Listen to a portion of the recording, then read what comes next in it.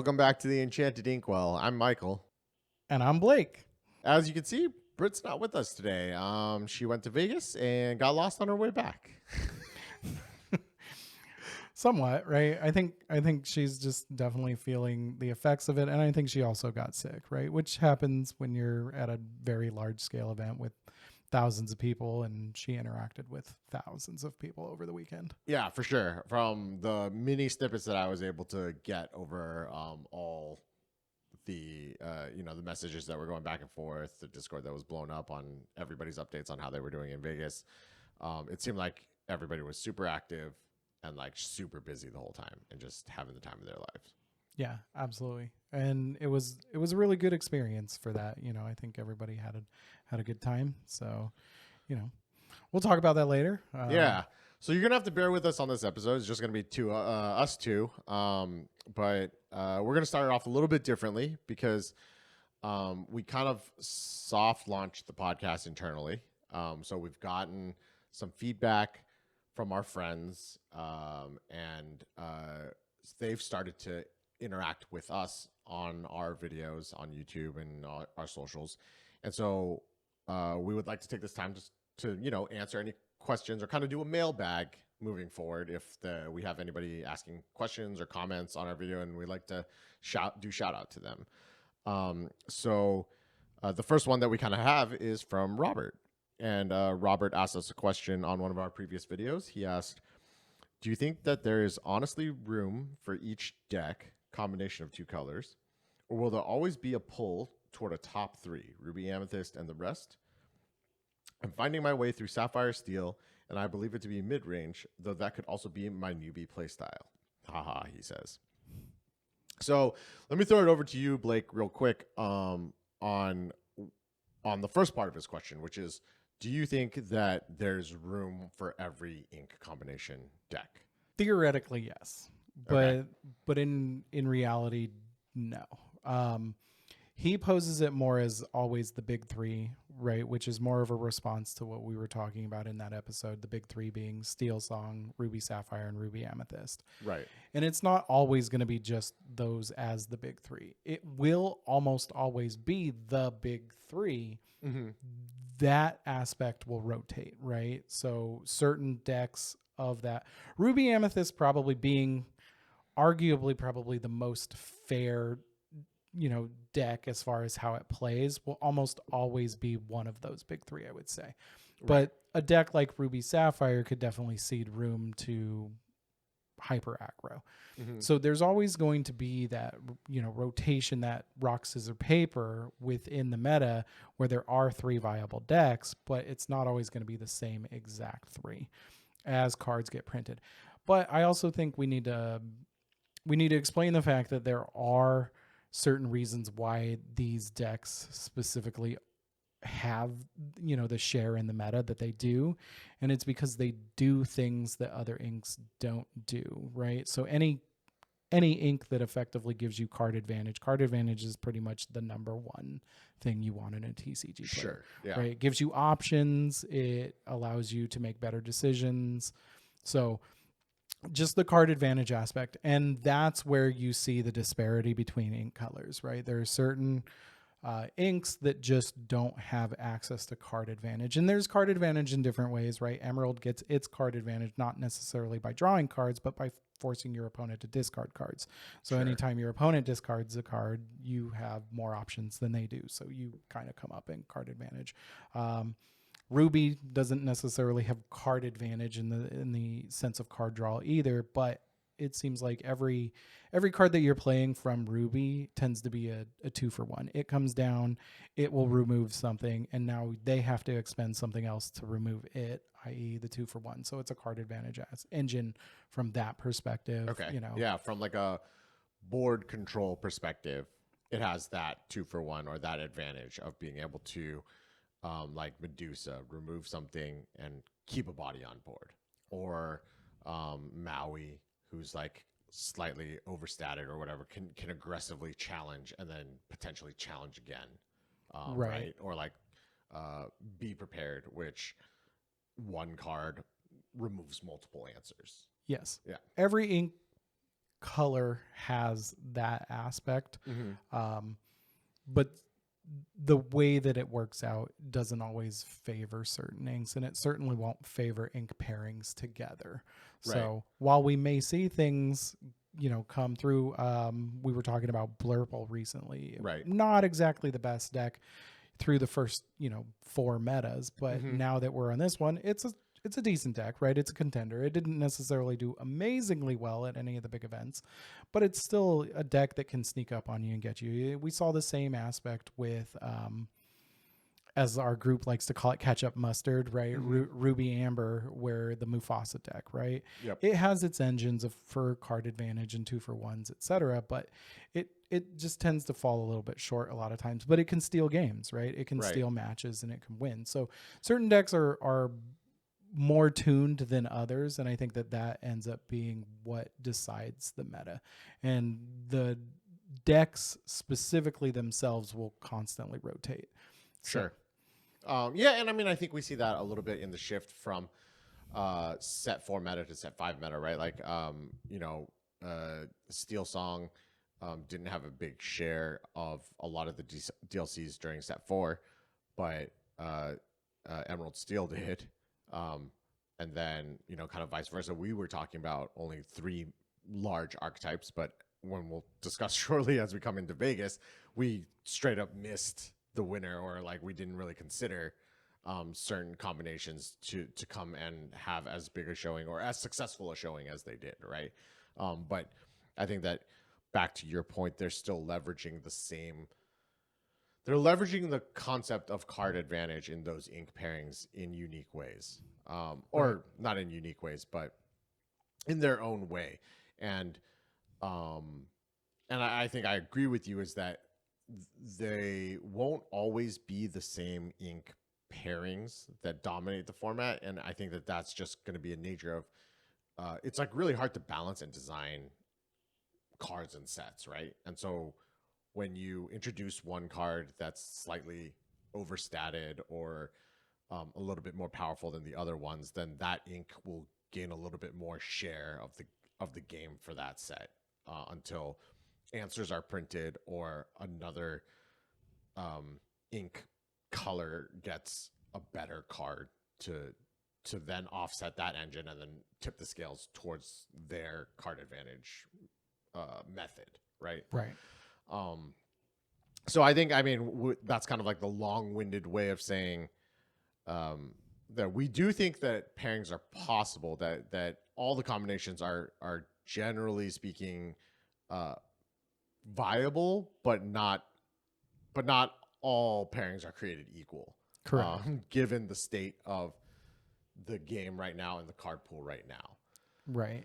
And so one of the aspects of that I wanted to dive into just a little bit, not extremely deep. We can do a deep dive later, is sort of this idea of color identity that I think has been adopted from a different game. And fundamentally, I just really don't agree with that. Okay. I think that all the ink colors should have access to, card advantage engines in some way, right?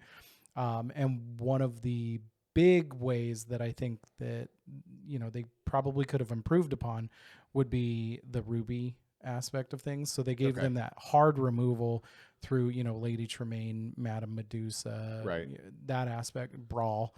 But then they also gave them, so those we would consider it spot removal, right? Like it can one for it's one. Yeah, it's a 1-for-1 ultimately, as far as what it does when it enters the battlefield or as you play it. Right. In the aspect of course, Lady Tremaine and or Madame Medusa, it's a 2-for-1 because then they have to expend resources to get it.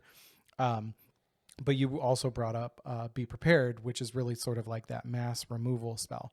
And I think that should have been in a different ink, honestly. I think that if you were going to give the mass removal spell to some ink, it probably should have been not the ink that gets all that targeted spot removal that it already has. So all you've done is just increase the strength of Ruby, which is why you see it doing so well, right? Mm-hmm. The meta game share being that 2 of the top 3 decks had Ruby as one of its colors. Right. And I mean, I think that draws to, and I don't know what the I don't know what the implications are, but it's just where my mind wandered, is when you think about like Magic, where we both have our TCG history, and Black historically has gotten the spot removal, right? Doomblade, Chupacabra, you know, edicts, etc.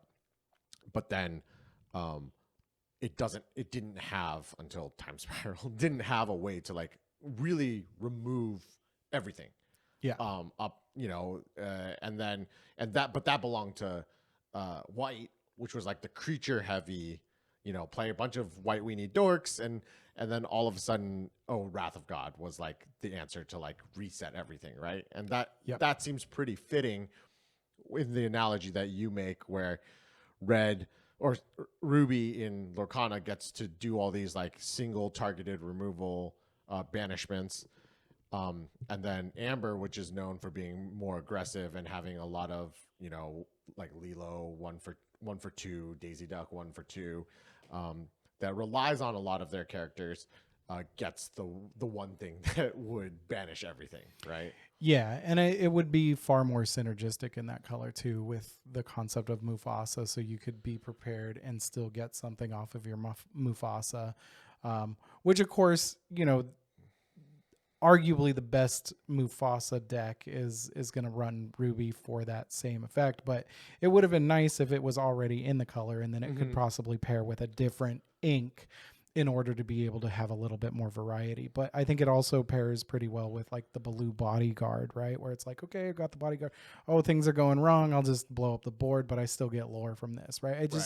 It's definitely that like risk versus reward is a lot better if it had been an Amber card. And, you know, there's plenty of Simbas in Amber, so why couldn't Be Prepared also be, you know, in Amber?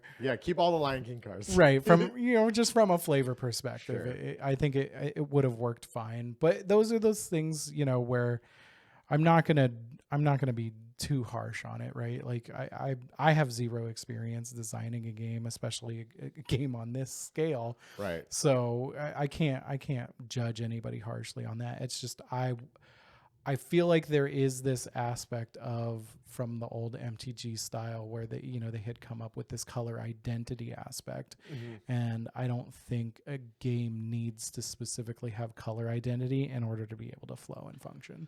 Right. I mean, I think that things need to be unique, but I also think, you know, like not everybody can have like a 2-ink remove one creature or or one character card or whatever.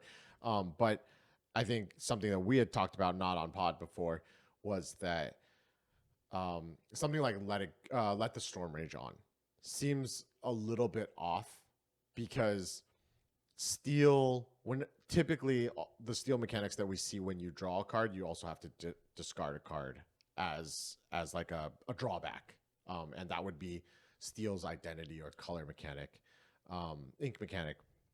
But we see that in Let the Storm Rage On, you just get to draw, and you don't do that filtering effect. You don't have that drawback of discard. So then it seems like a little bit out of place in that color, right? And so we've kind of talked about that. It's like, we have color identities, but you know, maybe they're still feeling it out, like trying to weed their way through like how to really balance all these things, and they haven't found like that right groove yet. And again, like you said, I'm no card designer, I'm no game designer, and so I'm sure this is a very hard feat. And maybe Let the Storm Rage On was in another ink to start, and then they needed to just, we're missing one card for this color, for this ink before shipment, like let's move something around, and it made the most sense. Right. Possibly it was in Sapphire, but then it was like, this doesn't make any sense in Sapphire. So yeah, I think, again, you know, they're doing a great job getting it out. I think it could also go back to what we were talking about, where, you know, the game is still so early that there isn't a whole lot of depth. You got to get cards out. Yeah. You gotta get the pool bigger, which I think is even more interesting, because people are already talking about like rotation, and it's like I don't feel like rotation is needed at all.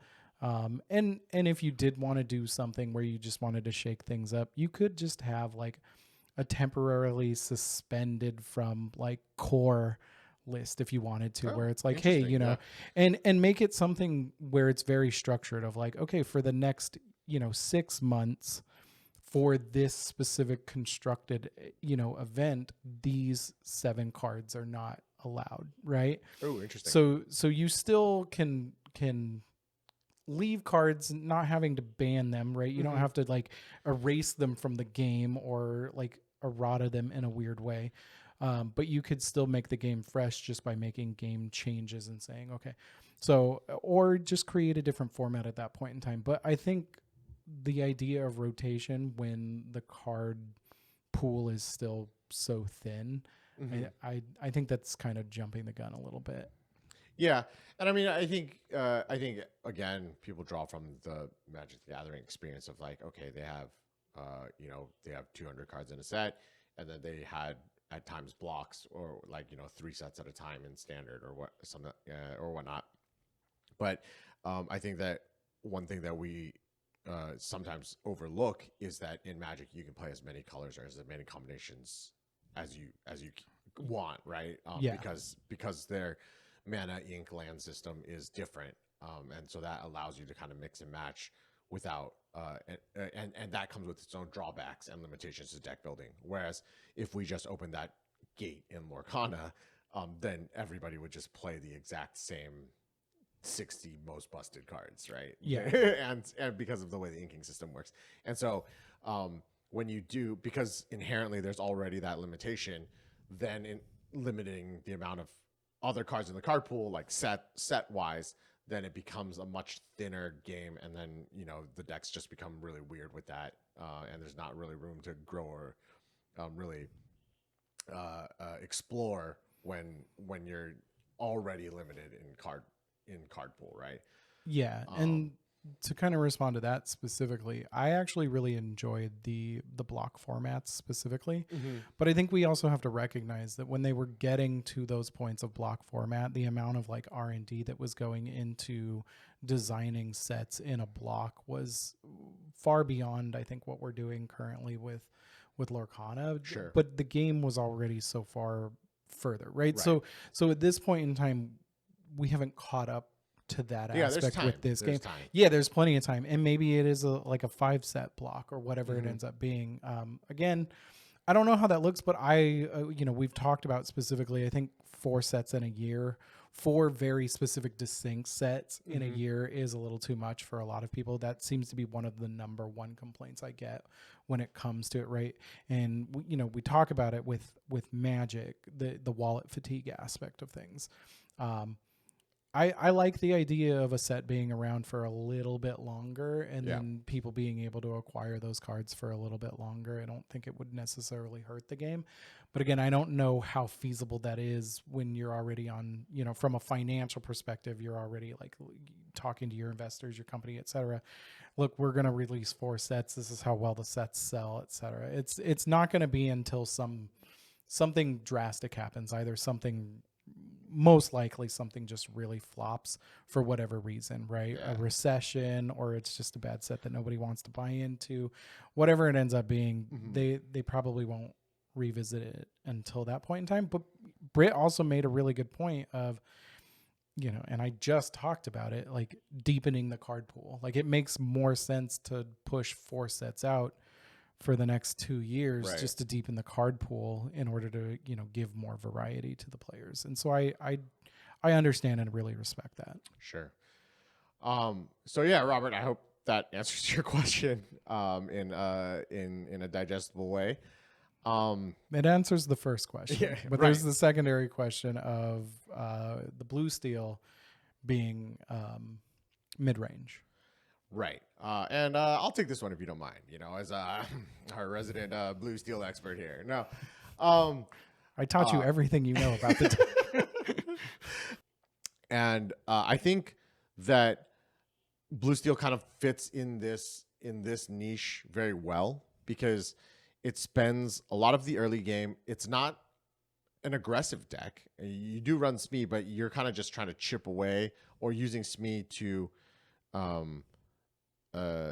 answer their characters because he has a good stat line, and then if it happens to be you're into the control matchup, then that's where you quest with Smee, right? But you spend the early game trying to just make sure you kind of have the control, you aren't losing right? And then after you've hit that threshold, you've hit maybe 7 ink, you've hit that first whole new world, you've hit that grab your swords, tink into grab your swords, something like that. You've been able to control the onslaught of their questing, of your opponent's questing. Then that's where you shift gears and you just hit the gas pedal and you try to get the dime running. You turn the corner and you win the game from that point. At that point it's less worried about what your opponent does. Like, so in control, I feel like in a control deck, you're spending most of your game just like constantly answering your opponent and then gaining lore when you can. And like you don't really ever hit the point until it's like the last turn or the last 2 turns where you're like, okay, now we quest for the win here. But blue steel, on the other hand, once you've done that, once you've quote unquote stabilized, then you just hit the gas pedal and you go. Like at that point, the threats, the characters that come out on the other side, you just ignore it. You're like, you're not interested. You're just going to win the race and finish off at that point. And so in that long-winded way, I believe that you are probably playing it correct, like a mid-range deck. And that's how kind of I approach playing that deck a lot. Right. It's very mid-range in the aspect that mid-range adapts well to, who's the beatdown, right? So sometimes you're the beatdown early and sometimes you're not the beatdown early, but blue steel is able to go back and forth. Right. Yeah. So, I'm excited to see you out at our locals, and hopefully, if you have any questions, reach out and maybe I can answer in a helpful way. Right. But also I think because we know you're a local to our community, reach out to us if you want to do playtesting as well. Yeah.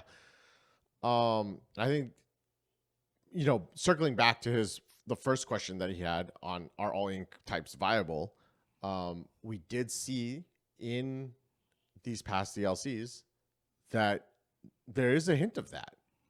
We saw that a red steel deck, a ruby steel deck, popped up in the top 64 of Vegas, right? Which I'm sure nobody would have expected, or I don't know that anybody could have called that. That wasn't a combination of inks that was on anybody's radar. Well, and it's certainly not the known ruby steel deck that had been out there, where it was far more pirates oriented. Okay. Where this one was a lot more knights oriented. Right. So, I mean, a rogue deck, if you can make it competitive, will always stand a good chance because, as a player and, when you're testing again for those primary matchups that you're going to be facing.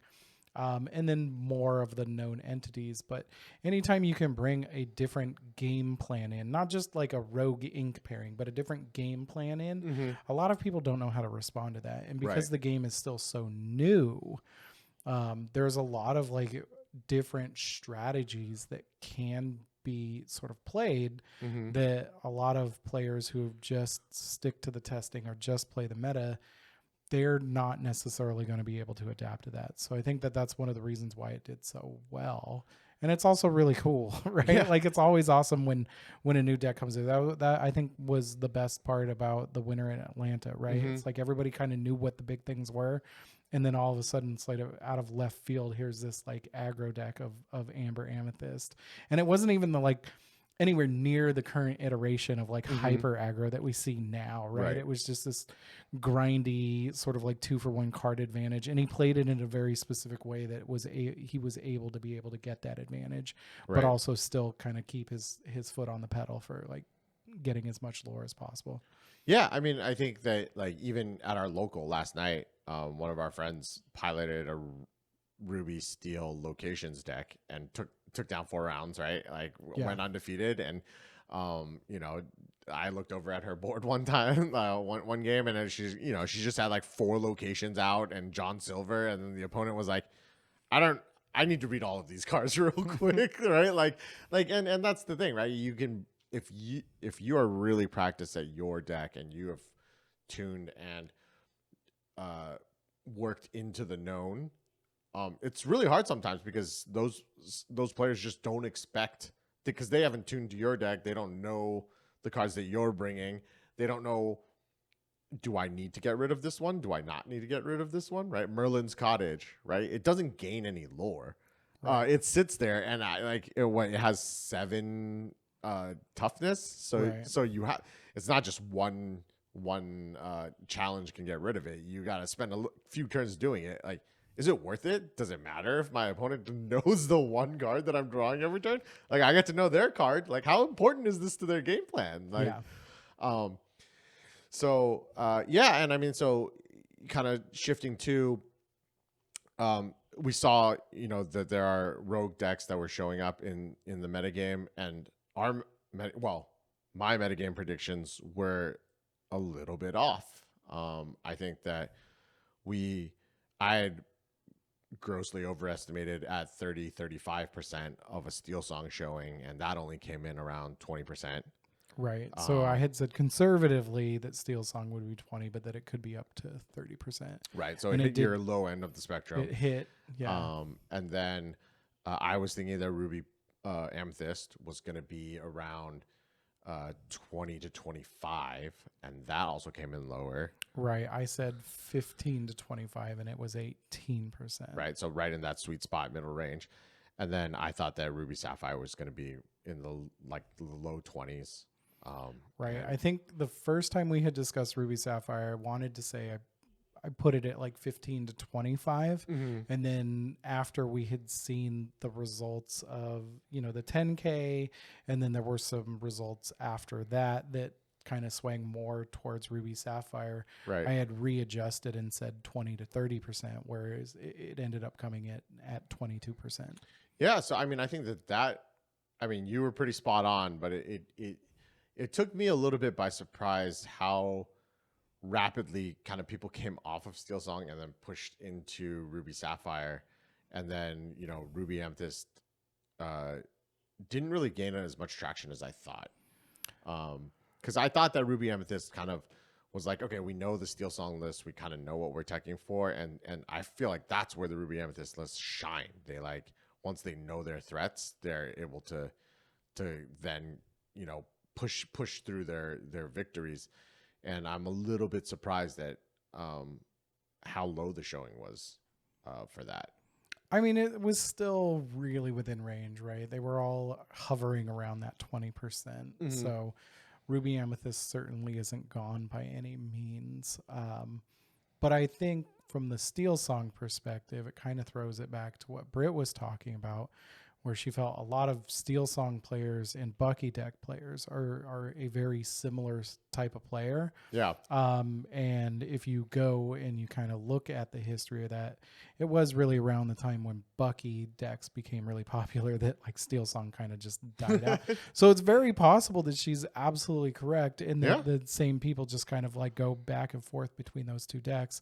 And she's not here to rub it in our face today. Right. So, yeah. So get that out of our system. We won't touch on that next week. No, not at all. But I do find it, the metagame kind of shaped up to be exactly what we really kind of expected. It was those as the big three. But also at the same time, there was variation, right? When you look at the fact that there were 2 challenges this past weekend. Right. One of the things that you had wanted to talk about in a previous episode was the sort of metagame difference between Europe and North America. And I totally shut you down because I was like, hey, look, if we want to talk about that, you got to have receipts. You got to be able to prove that there is a strong shift in what the metagame is for European versus North America. And I think that having 2 challenges, one from Europe and one from North America at the same time kind of proved it, right? The top 8 and the top 64 looked pretty different, significantly different as far as how the breakdowns went. Right. And I'd like to go on the record and say that I love talking about things without receipts because I do not want to be held accountable for my opinions. They're in the North American, if I remember correctly, there was a large variety of the smaller subset of decks, right? So you had, and I'm throwing it out there, I don't remember exactly, but you had like Amethyst Steel, you had Amethyst Emerald, you had, you know, what's another one? Blurple showed up, right? Yep. So you had a large variety of what it was, but they were all around the same, 5-ish% type thing, which of course is great because it shows that those decks can be competitive. Right. But I think one of the things that you ignore when you say, okay, they can be competitive is the aspect of both pilot, right, and being able to dodge the bad matchups. Sure. Let's talk about the winners a little bit real quick. Okay. Birmingham winner was blue-red, but it was, to our dismay, not our good buddy Din, who he did day 2, right. So the 4th time. I mean, man's a machine. Yeah, he was able to do a top finish. He's offering coaching that I might sign up for. Although he played a questionable 62 card list. Yeah, I just don't even have a response to that. We actually talked about it a little bit. As you're aware, we're old school like TCG players. So when it comes down to, the math of building a deck, 60 is the correct number. And you were saying, he had a reason for playing the 62, which was something along the lines of he just didn't know what to cut. Right. So I would go back, and my response to that was you pick a matchup that you're not expecting to see and you cut one of those cards, right? Like, so whatever the card is that is, instrumental for you to potentially be able to beat whatever deck, you just trim those cards, right? You have to make a metagame call. But also at the same time, there is an argument for leaving answers in the deck, right? It's just it's two more cards to have it and not use it than to not have it at all, right? And I find that especially in Ruby Sapphire specifically, a lot of the answer cards right now are also inkable, so you're not hurting yourself at that point in time, right? And I think that that's the big deal in this card game that maybe we need to start considering, that maybe I don't really even want to say it that more than 60 could possibly be right, is because the inking system. If the 61st card is inkable, maybe that's okay. Right, especially if you're playing a deck that has a high number of uninkables as well. I think it slightly raises your percentage of being able to have an inkable card and not drawing a complete brick of a hand, which could also be possible. But so the question to you then would be, if 60 cards specifically is not exactly like the standard rule, like you have to be 60, at what point does it become excessive, right? Is it 62 would be correct, 64, 72? Yeah, that's why I like 60 as a hard line, because then it's just anything that's not 60 is wrong, and there's no room, there's no gray area, and I don't need to think of what the next correct number would be. Right, but I think we've seen from multiple, top finishes at this point in time that 60 cards isn't a necessity with this game, and it could just be, as you said, the variation of the game is just so much different that like ultimately that percentage of being able to draw this one card versus being able to have an actual out to an entire deck in your list might actually be more beneficial. Right. I mean, so it's something to ponder. Don't at us. Don't come to us with why you think this is right. I don't want to hear it. Right. Just play 60. Unless you're Din, and then please really, really tell me why 62 is correct, and then I'm just gonna start running 62 in every one of my lists. Yeah, you'll just. I don't have 4 top 4s or 4 top 64 day 2 DLCs. So if he says it's right, then I guess that's my go-to right now. There you go, Din. He's willing to pay the Michael Mouse tax to figure out why he needs to be playing 62. Yeah. But then meanwhile in Vegas, we had a completely quote unquote out of the blue winner, right? We didn't really predict that Emerald Steel would be a contender, let alone the winner. Let alone the top two. Right. A mere top two. Yeah. And congratulations to Zan, who is also in the content space. I know that a lot of people have been following him for a long time. I think he was a big proponent of Amethyst Steel in the last few sets. Yeah, Steel Song. Yeah, constantly running different variations with like Pride Lands, really trying to figure that out. Right. Yeah, he's been a wonderful addition to the community. Right. Absolutely. So it's really nice for him to be able to get this win, so that like everybody, because he got a second place as well at one point in time, I think. Oh, is that right? Oh. I mean, I know he top 8'd at one point in time. Yeah. I just don't. I feel like he got a second place at one point, and so. Okay. I feel like it's a lot of validation for him. Just it feels good, right? Sure. And I haven't heard anything bad or negative about him at all. Sure, so I mean, like, more power to him. And I one of the things, so I was actually there watching that finals match live. And, if anybody's watched that game, he makes like a huge blunder, like fairly early in the game that like, could have very well cost him. But, Zan being exactly who he is and understanding that, like, you're not out of it until you're out of it.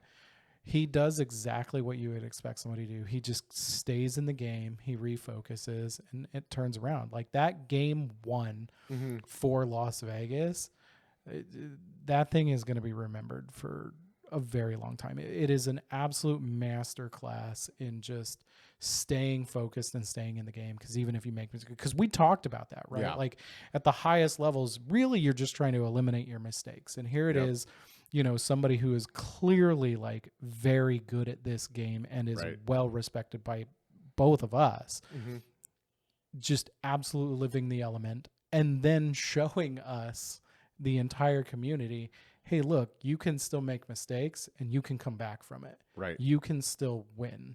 Right. So, I mean, more power to him. It's just so impressive, right? Like, and at one point in time, you actually see it on camera where, he realizes his mistake. They kind of going back and forth. And then he just kind of puts his hand over his face and blocks it from the camera. Like, oh my goodness, I can't believe this. I'm about to lose the finals again type thing. Yeah. So, I mean, honestly, like, I would have it no other way. I love the fact, I mean, I hate to say this, but I love the fact that he made that big mistake because it is such a great lesson for the entire community to not get disheartened just because you made a mistake. You're not out of the game. Try and do your best to make that win. Yeah, you're not out until your opponent's at 20 lore. So, who knows? They could make a mistake. Who knows? You could draw your way out of it, right? Absolutely. And, so that was really cool to see another deck kind of just come out of quote unquote nowhere. Obviously, like Zan, a very, very skilled pilot, probably had a ton of reps behind that deck. So again, seeing like an unsung ink pairing, right? Like something that I don't know that any of those meta prediction videos from any of the content creators kind of had this on their radar necessarily. I wouldn't know specifically either. Right. The other thing I would like to add to that too is, so there's two aspects of that. It was a known entity, right? Because sure.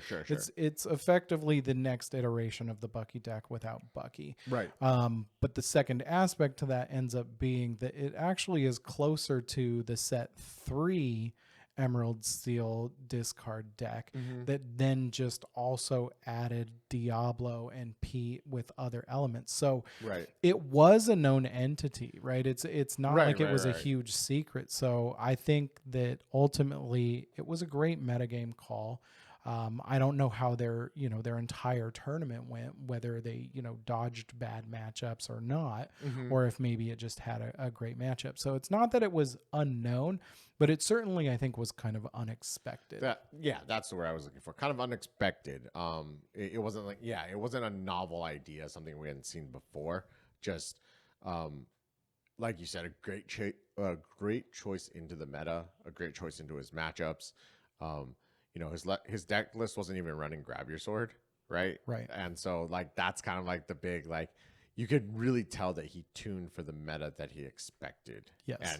And a word of warning to those that might just try to pick this up at the local and run the set champs with it. You're gonna need to make some adjustments, I think, because now that it's on other people's radars and it's more expected, I don't know that 60 is going to be correct. You might need to run 62. Add 2 grab your sword. Wow, you're gonna. So you mentioned grab your sword specifically, and I think that's a really good example of tuning your deck. So when I think of that matchup, I don't think of the Emerald Steel as being that good into the Ruby Sapphire deck, right? Again, I didn't do that testing. Unfortunately, I didn't do any testing. We'll get to that later. But I don't think that it has the overall advantage specifically against a Ruby Sapphire deck. And what would Grab Your Swords do in an Emerald Steel deck against Ruby Sapphire? Absolutely nothing. Right. So if this is already a bad matchup and you're adding a card that only improves your matchup against other decks, but like vastly like hurts you against your worst matchup, why include it, right? Sure. So their objective is easy, quick removal to get rid of the early game, but then also just gain this card advantage through discarding and, Diablo draws. Right. So it makes perfect sense that like you're just trying to put your opponent on their back foot and then make them respond to you at that point in time. So Grab Your Swords is far more of a responsive card than it is, an aggressive card. Right. So it makes sense to cut it, move to something more aggressive. Right. And I mean, like again, reiterating that's a great choice for the meta at the time, right? If we see a resurgence in Emerald Steel because of this, then now as Emerald Steel, you'll need answers to Emerald Steel. And so it might not be correct to exclude Grab Your Sword because like you said, right? If Ruby Sapphire is a bad matchup and you're looking to either dodge or you might need to just concede that a little bit, like you want to make sure that you're able to win your other matchups. Right. And so you don't want to just leave yourself completely exposed to other Emerald Steels potentially. Absolutely. So, thus is the vicious cycle of trying to guess the meta and trying to bring the right cards to the meta. Yep. But enough of kind of hemming and hawing about how the DLCs went for other people. How did it go for you? I'm excited to be able to, because I was the only one that made it to Dallas. So it's really cool that you and Britt both got to experience Vegas in your own different ways. Britt from a working perspective and you from a competitor's perspective. So yeah, how'd the whole experience go for you? It went well. I was very happy with it. I ended up rooming with another member of the community, somebody that I had kind of wanted to spend more time with and get to know better. Cool. So that ended up working out really well. It's somebody that I gel with really, really well. Our original intentions were to go separately, but like to meet up there. And then last minute, I kind of convinced him, hey, let's go together. It would just be more fun. Yeah. And I would always encourage that. So if anybody is listening to the podcast, if you have somebody you can go with, pair up with them. It's always nice to get to know your community a little bit better, but it also makes for a much better time, right? Like you have somebody that you can eat a meal with at the end of the day or talk about your bad beats or talk about you have somebody to celebrate with specifically that's kind of just there with you. Las Vegas for us was very different. That it was effectively our sort of hometown DLC. Sure. Because we do live in, Orange County, California, and we kind of expected one to be in Anaheim, which arguably there sort of is one. It's just not one that's going to be open invitation for everybody as far as we're aware. Sure. So Las Vegas being the closest one that we're able to get to, a lot of hype was really built around it. And so I would say we rolled deep, right? Just from our very small local community of the 3 game stores that we normally talk about, or we don't ever mention them, but like the pool of players that we play with generally comes from about 3 different game stores. Sure. And so there had to have been close to 40 of us there. I mean, maybe even more for all we know, right? So I don't think nobody really counted. We tried to get a picture of just about everybody, but like there were people missing, like still plenty of people that were missing from that picture because it's so hard to coordinate Yeah. that many people in such a large event where everybody's doing everything. So, Right. and again, because it's three different game stores, there's different channels of communication. There's not one specific channel that we all communicate through. Sure. So to kind of go back and detail it, we went up Thursday night after I got off of work, checked into our hotel, had a good meal, had a good time. We actually went later that night. So just before we had left, we'd met at the game store to like drop me off and load the stuff and then go. Yeah. And so because we were there, it's like, okay, last chance to use the restroom, went in to use the restroom. Came out and he's like, yeah, I bought a box and some extra packs. Like, we're gonna, because car packs, right? Car packs Sure. are a real thing. So we were like, yeah, let's rip packs. It just so happened to the booster box was Shimmering Skies and the loose packs that he bought were Ursula's Return. Okay. I don't think a car can fix Ursula's Return. Like, so I think we had one legendary and it was Yen Sid out of 10 packs. And it was just, there were some other good cards, there were Sure. some solid cards in there, but I think we pulled like a foil Bell, your play mat there. Oh, nice. So that was really cool.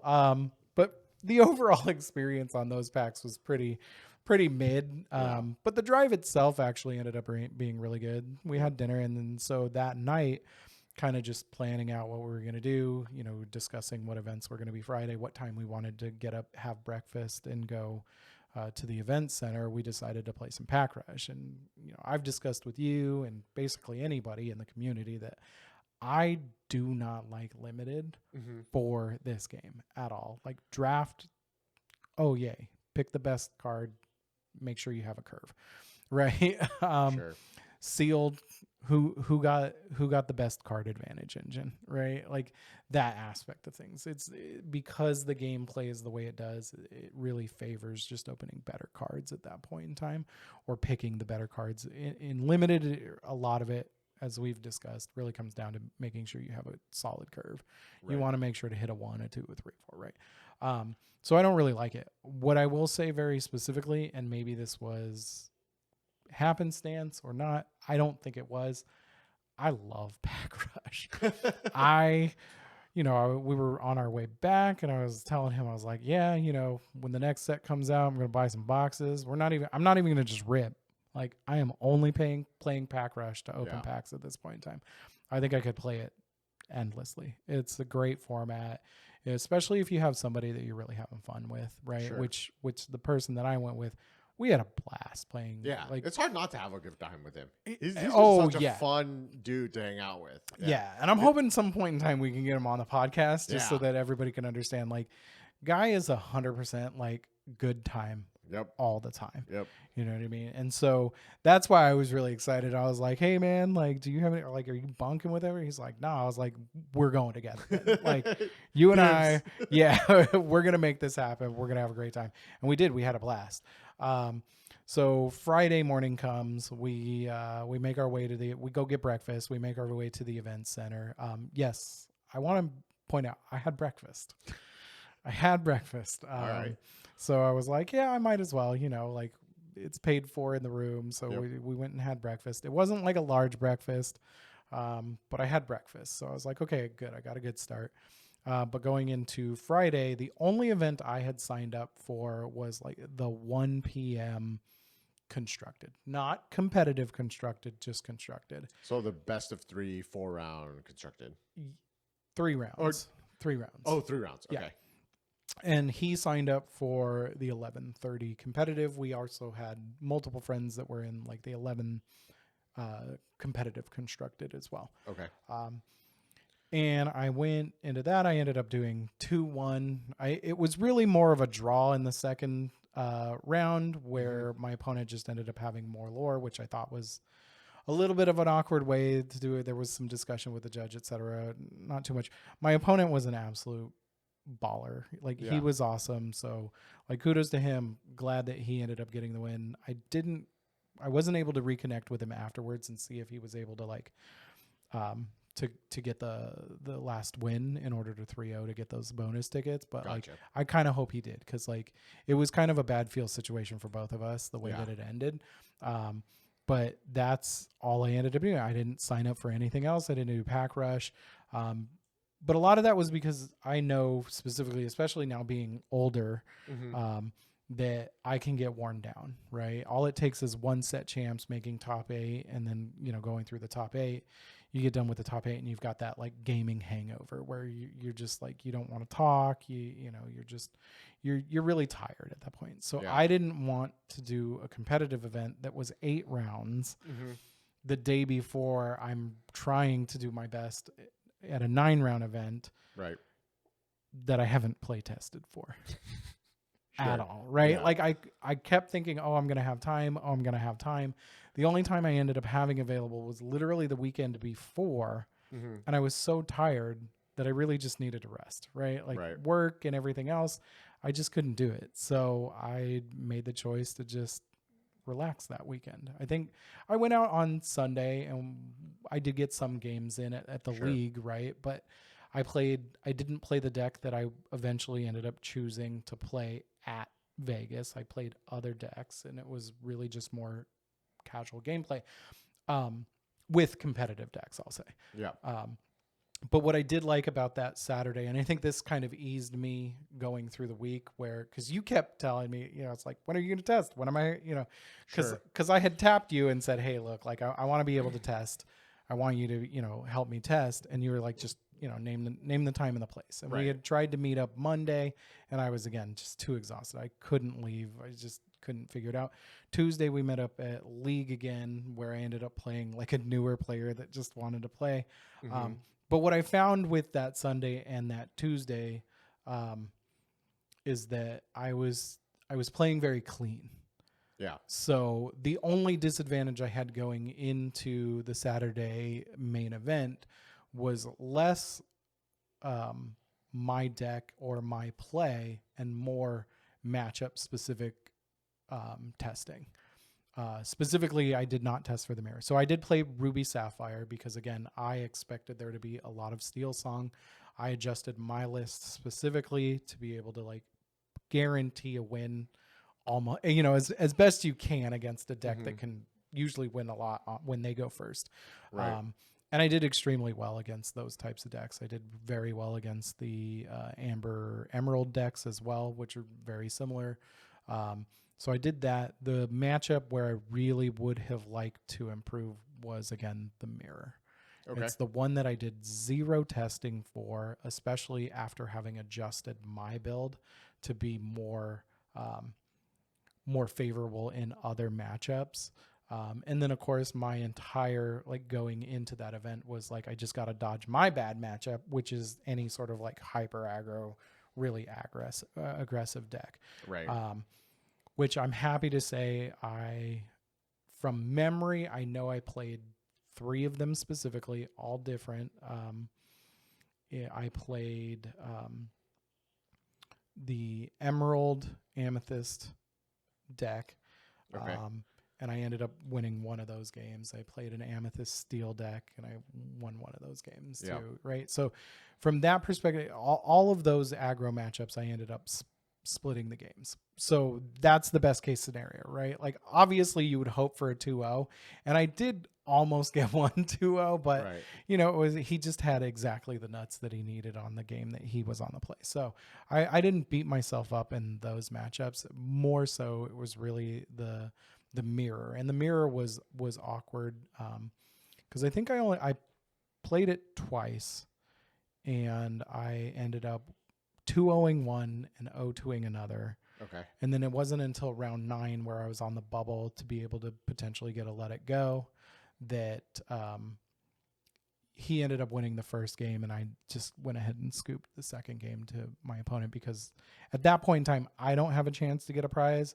I would hope that my opponent would, you know, if I won the first game, would scoop to me so that I could try and win the card, even though neither one of us are day 2ing at that point in time. Right. But, you know, there's no reason for me to say, okay, no, I want to play this game and Right. do that. Like Right. just kind of a Well, it's like bad karma. Yeah, right? you want to, again, if you were put in that situation specifically where you could win the prize, which would help just pay for the event, if you want to say that, if you Sure. were to sell, I wouldn't sell it. I would put it in my blue steel deck for sure. Or would you tag grade it? I would 100% tag grade it. There you go. Yes, I would 100% tag grade it. Those slabs are absolutely beautiful. But yeah, it just got to that point where, he got the first game and I bricked. So the match specifically, the mirror match specifically, where I O2'd against the mirror, I bricked both hands very hard. Yeah. Like it was, 2 inkables, 5 uninkables, and the 2 inkables just didn't get me anywhere. Oh, I mean, I've seen you in your practice games when you mulligan those hands. Yeah.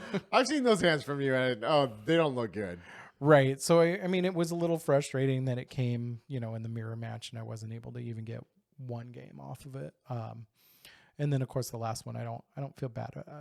Like I bricked hard. He won. I scooped the next game. There's no reason not to.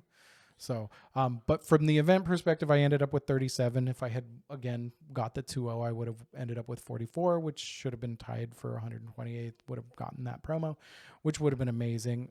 More so, right, while that was going on with my own personal record, another person from our group who's had sort of like the worst time at set champs, right? Like all of us, like pretty much our entire group at some point, like we've all top 8'd, and he's the one guy that just can't seem to break into the top 8. He was on a tear that day. Yeah, and so, I mean, I wasn't following the thread actively because, as you know, I was busy. But when I was getting the recap, everybody was, it's great to see it happen to him. He's one of the nicest people in our community, right? And we'll say this a lot about a lot of people in our community because everybody's great, but he's a really, really chill guy, and to see him find that success too, right? Like you guys were in that same spot, and to be able to like cheer him on, and if I recall correctly, at some point there was also a shot of him being on a feature match. Right? Yeah, so he was at one of the featured tables. Right.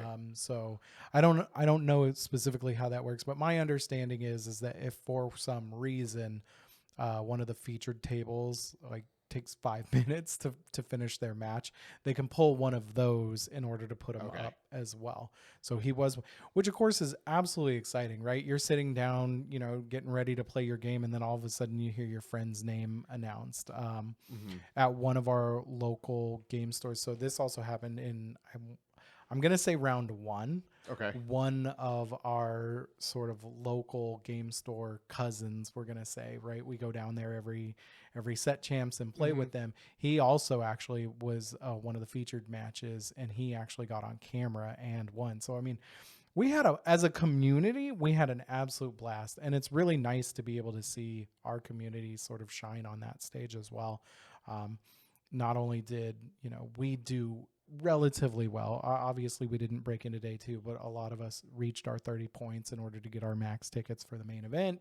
But one of our community members, who will be nameless at this point in time, actually broke into day 2 and was able to top 32 as well. So I mean, that was very, very awesome. Like we all, you don't leave that event feeling bad for anything at that point in time, right? If you have a strong community, when one member does well, you feel awesome, because as much as it would be, the best thing for you to be able to win, right? The selfish nature of like, oh, I made day 2, or I top 32, or I won the event.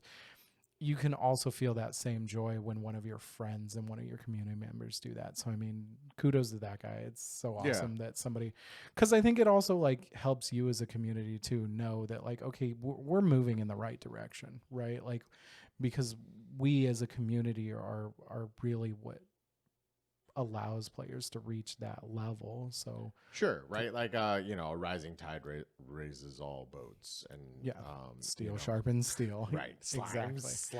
slime. You had to get it Come in there. on, come on! You You open the door. had You open the door. you had to get it. Should be noted though that the original individual, not the person that day two'd, the person that we were all cheering on because he was just on an absolute tear early on in the day.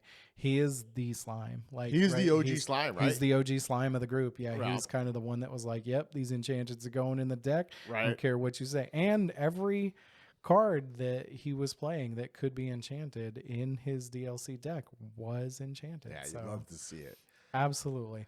So then we moved to Sunday, Uh-huh. and I after the event and the other things that I had done already, I had just enough tickets to get a couple of Rapunzels, and I decided to just not play anything else. Right? Yeah. I wanted to play in the pack rushes, but I decided that was a good spot to be in. So I kind of just ended up being a community member, right? Like I watched people's stuff. I, went and watched the finals myself. I actually watched the semifinals and the finals, Cool. which I didn't know I would enjoy as much as I did, right? Like sometimes in hindsight, it makes perfect sense, right? I love watching these things on, Twitch at home on my TV, but it was really fun to be there live. So I had a good experience as a whole, and I don't have any complaints other than the fact that like maybe I should have actually tried to test more. But again, I didn't have time to test, so I don't feel too bad. But hey, I'm going to Seattle. Yeah, I mean, you always got Seattle, And right? my schedule is a lot easier going into Seattle. I mean, not only is it easier, but Set Champs is this month. So Yeah. going into that, it's like not only am I going to be able to play test, but I'm going to be able to get regular competition every weekend. Yeah, you'll and have like a leading up gauntlet. to it. Yeah. And then interestingly enough, though, the weekend before Seattle, I will not be available because the one conflict that I do have takes me away. So I will get to test, and then I get to have that mental break. Taper, right? It's Right. like training for a marathon. You run all like you get up to the 23.5 miles, and then the last week before you don't push yourself. Yeah. Right? So I think it'll be fun because now I get to combine what I learned from DLC Vegas, where just playing a little bit and focusing on the fundamentals and not making mistakes is good enough to do fairly well. Yeah. But then also being able to take the play testing aspect of testing specific matchups. And now that we know what the metagame really is, as it's been fleshed out by two very large tournaments, Yep. nothing at this point in time should be a surprise, right? So you'll be able to tune your deck, whatever deck that is. Mm-hmm. I'm not sure I'm playing the same deck, but Yeah. I might, right? I don't know, but at least I'll be able to test. So I think I'm participating in 3 different set champs that I am aware of. Maybe a 4th, but I haven't decided yet. So it may be that I take a completely different deck to each set champs, feel out what feels most comfortable into the metagame, and then tune that deck. Overall, it sounds like that you really had a good time in Vegas and are looking forward to Seattle. But I think that the two of us have monopolized enough of this episode, and we should kind of ask how Britt's experience went. Right. Yeah. She hasn't said anything at all this episode. Where's our star? Yeah, exactly. So, we'll throw it over to you, Britt. How was your experience working DLC Vegas?